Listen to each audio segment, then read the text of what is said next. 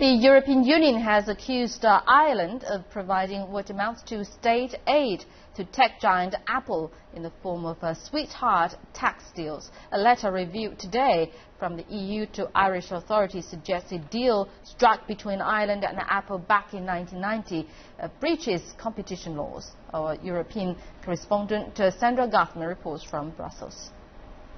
In a revealing letter to Irish authorities, the European Union spells out its claim that Apple and Ireland negotiated a tax deal as far back as 1990.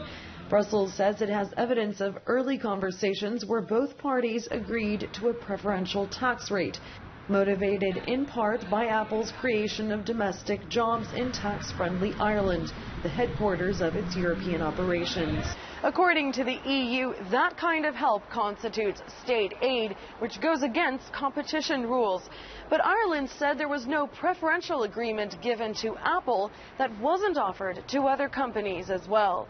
Meanwhile, Apple have issued their own statement in response, saying, "Our success in Europe and around the world is the result of hard work and innovation by our employees, not any special arrangements with the government.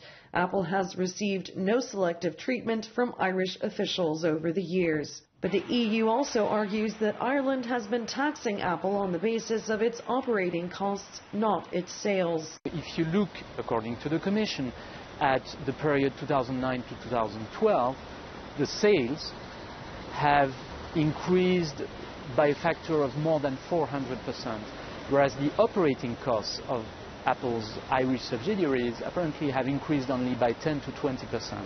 And so this is one of the reasons why the Commission seems to consider that using the operating costs instead of another method undervalues the amount of profit that should be taxed. Apple's case is part of a wider EU tax deal probe that began last June, which also includes questionable arrangements for car maker Fiat in Luxembourg and the coffee chain Starbucks in the Netherlands. It's well known that some multinationals are using tax planning strategies to reduce their global tax burden. These aggressive tax planning practices erode the tax bases in our member states. If the EU Commission concludes Apple has escaped required taxes, Brussels could demand that Ireland force the company to repay it billions of dollars. That decision could hurt Ireland's efforts to continue attracting foreign business.